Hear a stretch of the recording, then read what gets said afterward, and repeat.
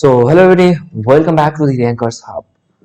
তো আশা করি আপনারা প্রত্যেকে ভালো আছেন এবং বিভিন্ন রকম খবরের মাধ্যমে আমরা জানতে পেরেছেন যে আমাদের কিছুদিনের মধ্যেই কিন্তু বিভিন্ন রকম পরীক্ষা যেমন WBSSC গ্রুপ সি, গ্রুপ টি, পিএসসি ক্লার্কশিপ, পিএসসি মিসেলিনিয়াস এবং ইত্যাদি যে আমাদের কোশ্চেন মানে পরীক্ষা আটকে রয়েছে ওবিসি কেসের জন্য, সেগুলো কিন্তু খুব শীঘ্রই নিয়োগ হতে চলেছে। তো আপনারা যারা WBSSC গ্রুপ সি এবং গ্রুপ ডির প্রিপারেশন নিচ্ছেন বা ইন্টারভিউর জন্য প্রিপারেশন নিবেন ভাবছেন, তারা কিন্তু এক্ষুনি শুরু করে দেওয়া প্রিপারেশন। আমি আজকে এই ভিডিও থেকে আমাদের দীর্ঘ স্থগিতের পর আবার থেকে পুনরায় চালু করলাম। তো এখানে আমি বেশ কয়েকটা কোশ্চেন দেখেছি যেগুলো বিভিন্ন রকম পরীক্ষা অলরেডি জিজ্ঞাসা করা হয়েছে। সো যেগুলো আমি বিভিন্ন রকম বন্ধু বান্ধবের সাথে কথা বলে জানতে পারলাম, সেই সব বন্ধুর সাথে যারা অলরেডি কোনো রকম ডিপার্টমেন্টের সঙ্গে জড়িত রয়েছে, কেউ পুলিশ সার্ভিসে রয়েছে, কেউ স্কুল সার্ভিসে রয়েছে এবং কেউ অন্যান্য ডিপার্টমেন্টে রয়েছে, তাদের সাথেও কথা বলে আমরা এই ইন্টারভিউয়ের কিছু কোশ্চেন আনসার পেলাম। এছাড়া আমাদের এই যে আমাদের কোশ্চেন আনসারের খোঁজ নেওয়াটা কিন্তু চলছে এখনো। আমরা সেই সব বন্ধু বান্ধবের সাথে কথা বলে বা সিনিয়রদের সাথে কথা বলে কোশ্চেন নেওয়ার চেষ্টা করছি। তো খুব শীঘ্রই আমরা আরো বেশ কিছু কোশ্চেন আনসার নিয়ে আসবো। তো আজকের এই পর্বতে আমরা বেশ 30টা মতো কোশ্চেন রেখেছি, সেগুলো সলভ করব। আই হোপ আপনারা প্রত্যেকে এনজয় করবেন। So without taking more time, let's get started.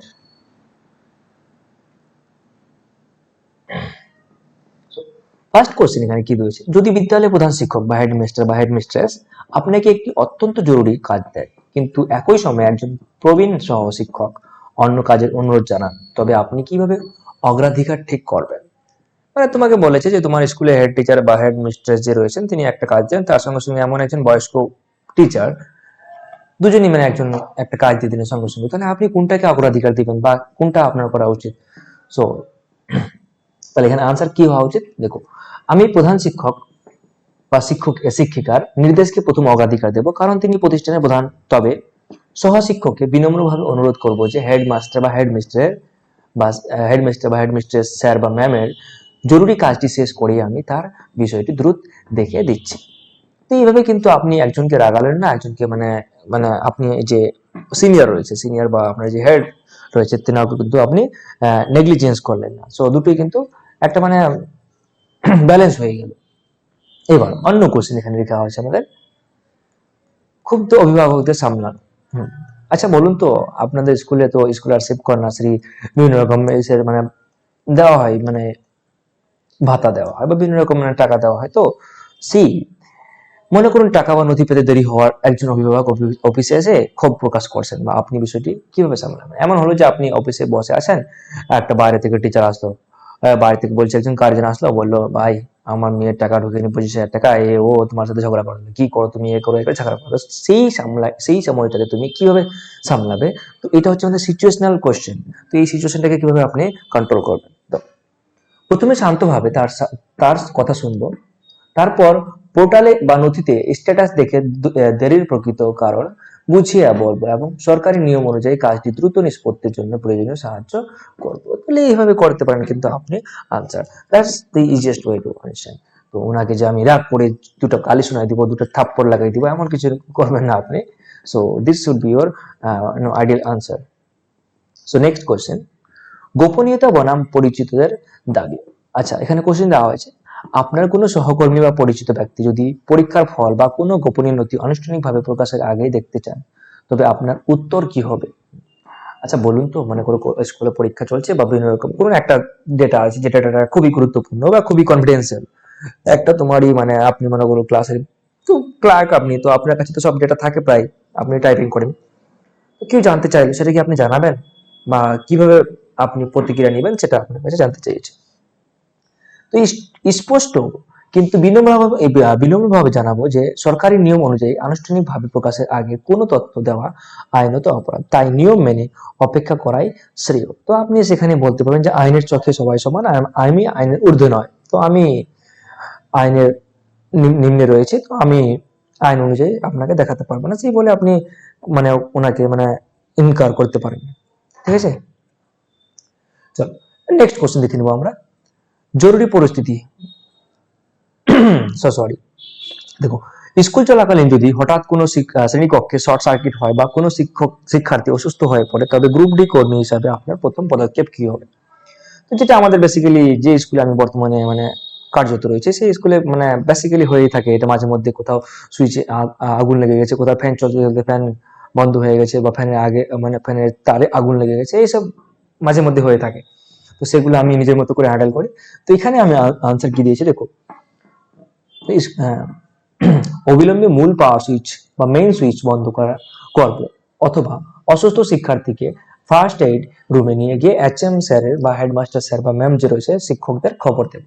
মনে করো কোনো বাচ্চাকে শর্ট সার্কিট লেগে গেছে, তো আপনি আগে প্রথমে যে হ্যান্ডেল রয়েছে, যাতে পরবর্তীতে আরো কাউকে না হয়, হ্যান্ডেলটাকে মানে নিচে নামানোর চেষ্টা করবেন, যে কাউকে দিয়ে পাঠাই দিয়ে তাড়াতাড়ি ওটাকে। এবং সেই যে মানে স্টুডেন্ট রয়েছে সেটাকে আপনি সিক রুম রয়েছে বা আপনার যে আপনার ফার্স্ট এড রুম রয়েছে সেখানে গিয়ে আপনি যে মানে ফার্স্ট যে এইড দেওয়া হয় সেগুলো আপনি দিবেন, এবং হেডমাস্টারকে ডেকে পাঠাবেন, সে নিয়ে আসে ব্যাটাটাকে। যদি তাও না হয় তাহলে আপনি কি করবেন, তাহলে আপনি পার্শ্ববর্তী হসপিটালে নিয়ে যাবেন তৎক্ষণাৎ।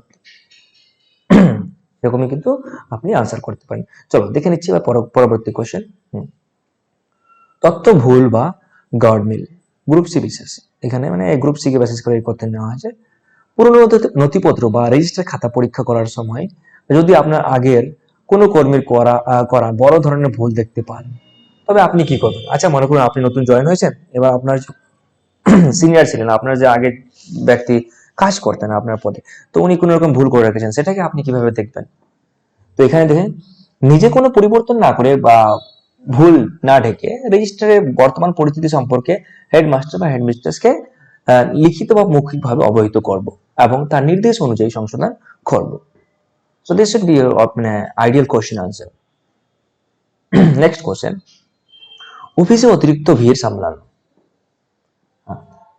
ভর্তির মরশুমে যখন অফিসে অভিভাবকদের দীর্ঘ লাইন থাকে এবং বিশৃঙ্খলা তৈরি হয়, তখন পরিবেশ শান্ত রেখে কিভাবে দ্রুত কাজ সম্পন্ন করবেন? So here will be answer that's like this. Token number ব্যবস্থা চালু করব এবং লাইন বজায় রেখে একে একে পরিষেবা দেব, যাতে বিশৃঙ্খলা না হয় এবং সবাই সহজে কাজ করতে পারে। দেখুন, গ্রামগঞ্জে আপনি মনে হয় পোস্টিং আছেন, সেখানে লোক মানে বলে ভাই আমার কাজ আছে, আমাকে ধান লাগাতে যেতে হবে, এই কাজ তো ওইটা বিভিন্ন রকম কাজের অজুহাত দেখিয়ে আপনাকে লাইনে মানে বিশৃঙ্খল সৃষ্টি হবে। তো সেই পরিস্থিতিতে আপনাকে কি করা উচিত? সেই পরিস্থিতিতে আপনি কি করবেন? আপনাকে ইয়ে টোকন ব্যবস্থা করে দিবেন। আপনি দিয়ে দিলেন একটা করে রিসিপ্ট ধরিয়ে দিলেন যে এই টোকনটা নিয়ে নেন, টোকনটা নিয়ে আপনার বা এই রিসিপ্টটা নিয়ে নেন, আপনি দাঁড়িয়ে থাকেন, আপনার নাম্বার দেওয়া আছে, এখানে নাম্বার দেওয়া আছে 15-16 যতগুলো, যখন ডক্টরের কাছে গেলে হয়, এরকম করে দিলে আপনার সেই যে একটা ডিসিপ্লিন মেনটেন হবে বা আপনার বিশৃঙ্খলা কিন্তু সৃষ্টি হবে না। চলো নেক্সট কোশ্চেন, বিদ্যালয়ে শৃঙ্খলা রক্ষা।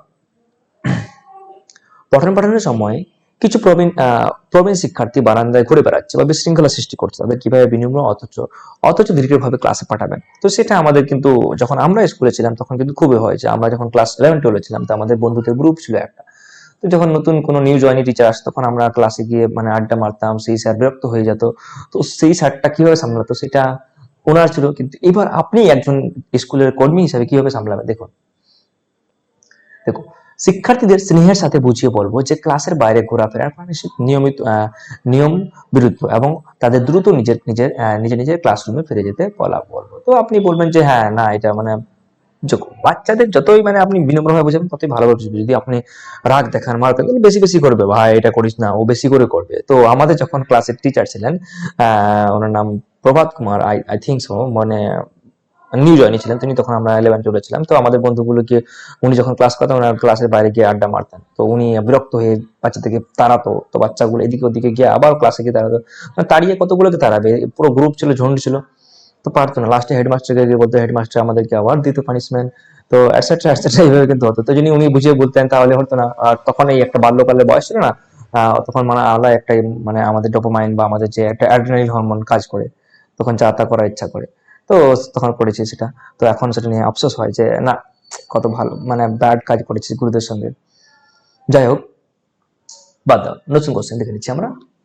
ইন্টারনেট বা বিদ্যুৎ বিভ্রাট, পর্ষদের পোর্টালে বা গুরুত্বপূর্ণ তথ্য আপলোড করার সময় হঠাৎ বিদ্যুৎ বা ইন্টারনেট সংযোগ বিচ্ছিন্ন হলে আপনার বিকল্প পরিকল্পনা কি হবে? আচ্ছা, আপনি কাজ করছেন, আপনি ডেটা এন্ট্রি করছেন, হঠাৎ করে দেখলেন আপনার অফিসে লাইট চলে গেল, আপনার ইনভার্টার নেই, আপনার যে ইউপিএস ছিল কম্পিউটার ওটাও বসে গেছে, তাহলে কি করবেন সেই পরিস্থিতিতে?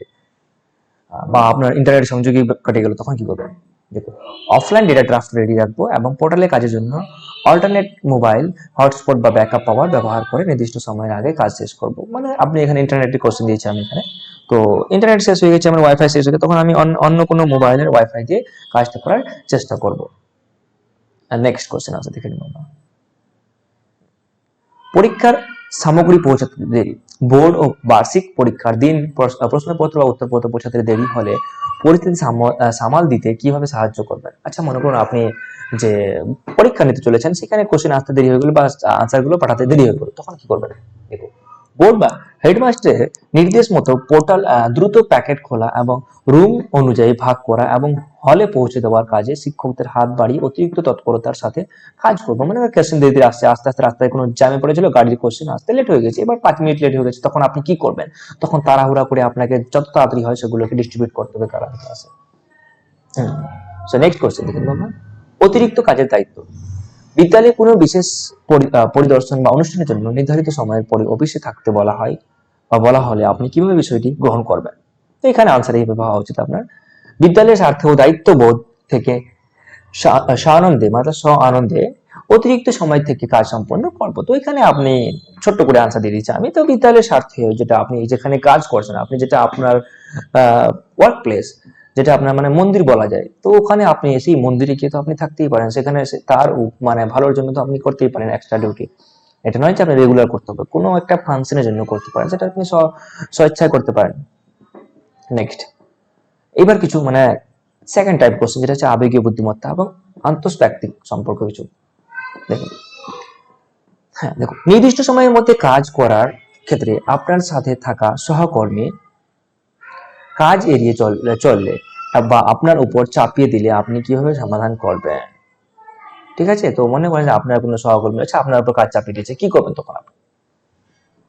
এখানে আনসার দিয়েছে কি, তার সাথে সরাসরি সংঘাত না করে কাজের দায়িত্ব ভাগ করে নেব, প্রয়োজনে তাকে কাজে সাহায্য করব যাতে নির্ধারিত সময়ে কাজ আটকে না থাকে। তো এইভাবে ভাবা উচিত, আপনি ওনার সাথে কিন্তু ওই মারপিট করতে যাবেন না যে না ভাই আমি করবো না, তোর কাজটা তুই কর, ঝগড়া করবে না, এমন কিছু নেই, ঠিক আছে? So there should be like this question politely বা ম্যাচিউর টাইপ কোশ্চেন। নাও, অযৌক্তিক সমালোচনা গ্রহণ।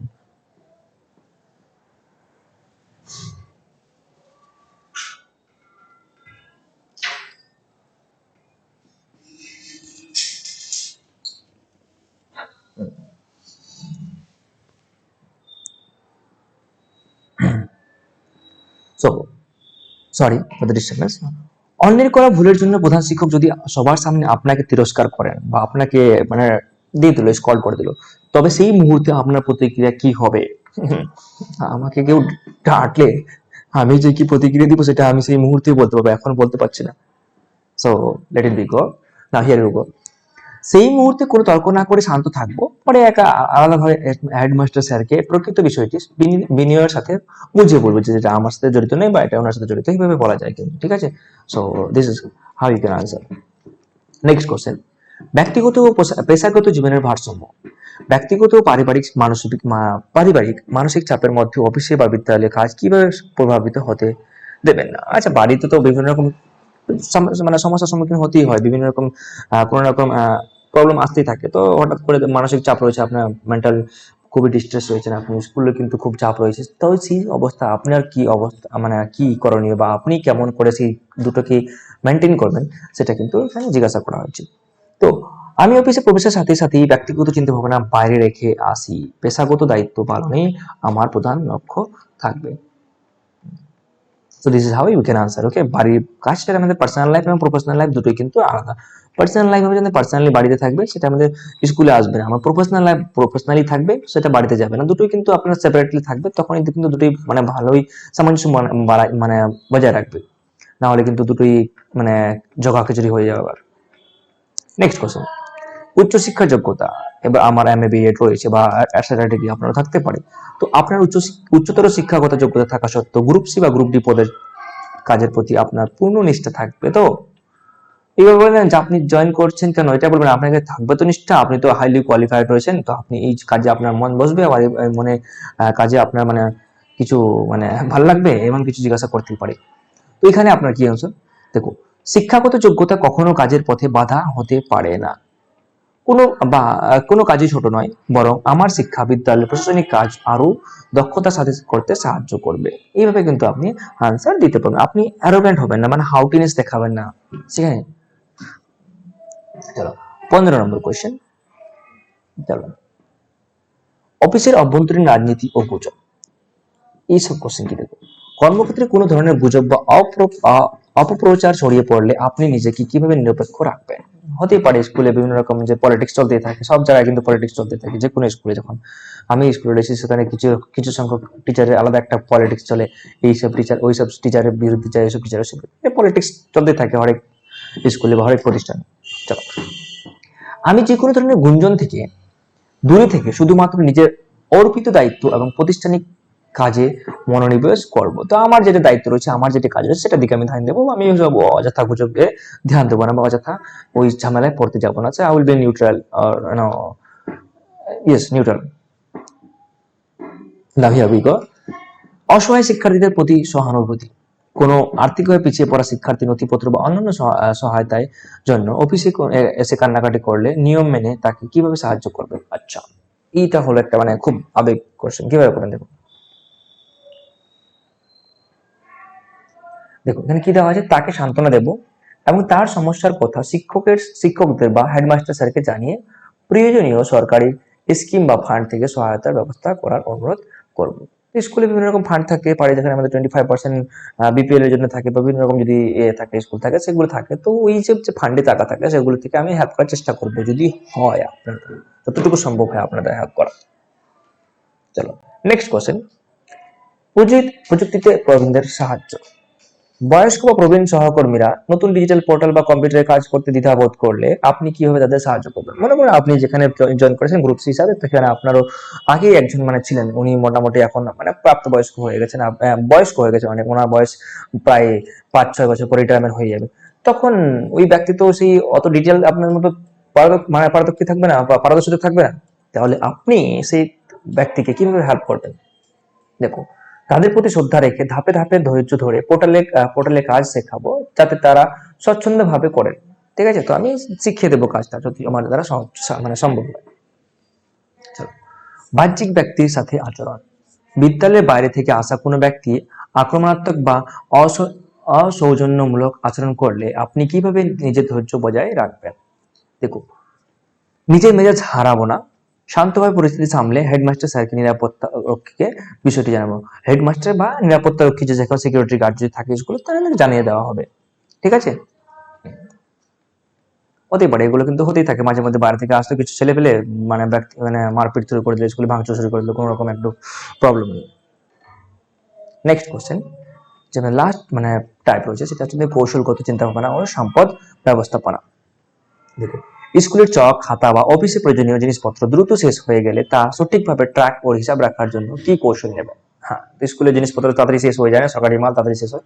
তো একটি স্টক রেজিস্টার বা ইনভেন্টরি লগ মেনটেনেন্স রাখবো, যেখানে প্রতি মাসের খরচ এবং অবশিষ্ট সামগ্রীর সঠিক হিসাব থাকবে। তো এখানে আপনি খরচ রাখতে যে হ্যাঁ এতগুলো খরচ হলো, এখানে গিয়ে নিয়ে গেলেন কতগুলো, কারণ টিচারের জন্য কতটুকু রাখা হলো, অ্যাটসেট্রা করে কিন্তু আপনি সেগুলো করতে পারেন। এখানে দেখে নিব আমরা 20 নম্বর কোয়েশ্চেন। একই দিনে একাধিক গুরুত্বপূর্ণ কাজ, যেমন মিড ডে মিলের তথ্য, রেজিস্ট্রারের নথিভুক্তকরণ ও ছুটি মঞ্জুর জমে গেলে কিভাবে সময় ভাগ করবেন। একদিনে অনেক দিনও কাজ কিন্তু থাকতেই পারে, তাহলে কিভাবে করবেন।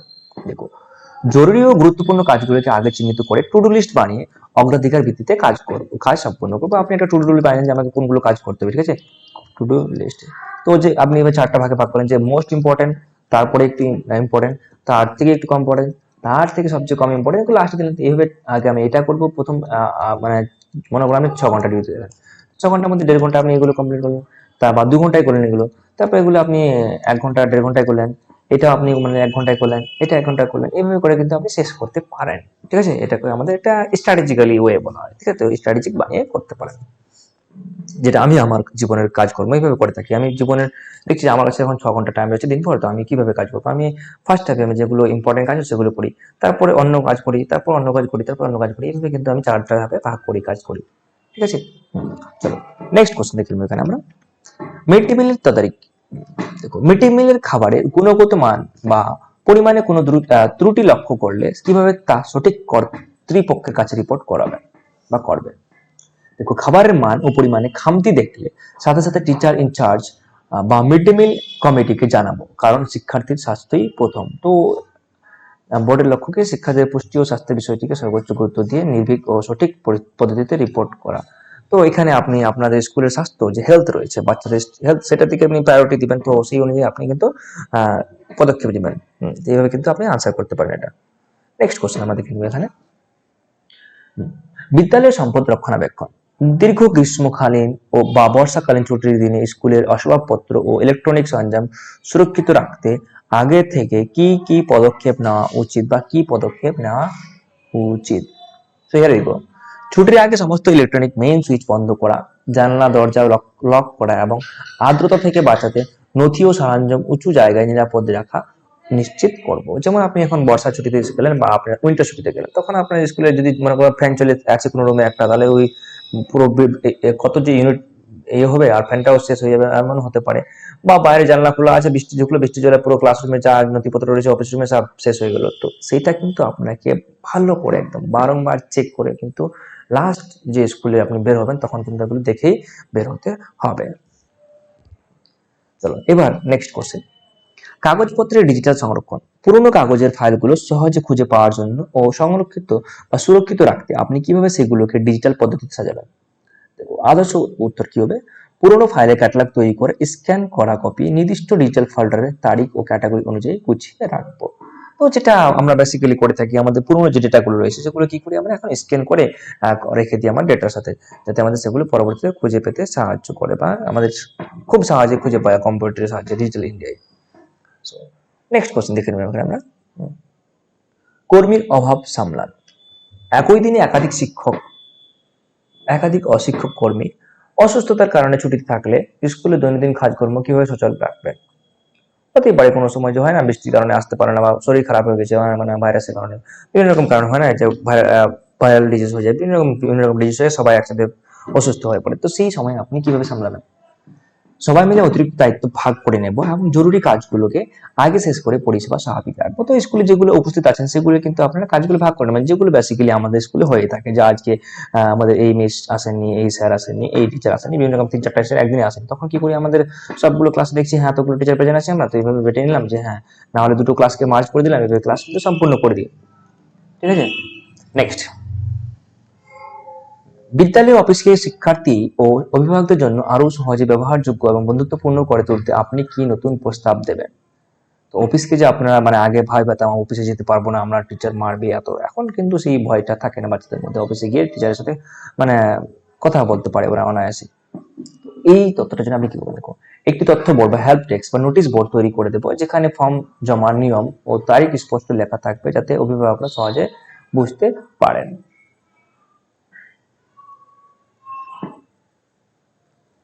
ঠিক আছে, নেক্সট কোশ্চেন।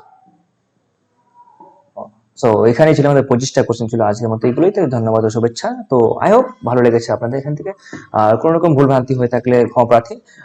আমরা পরবর্তীতে আবার নিয়ে আসবো খুব মানে গুরুত্বপূর্ণ কোশ্চেনগুলো, যেগুলো বিভিন্ন রকম পরীক্ষায় জিজ্ঞাসা করা হয়েছে। তো আমরা ওগুলো ডেটা এখনো কালেকশন করছি, আমরা ডেটাগুলোকে ডিজিটালাইজ করছি, তো ওগুলো একটু টাইপিং করতে এগুলো করতে টাইম লেগে যায়। তো আপনারা এগুলো করুন।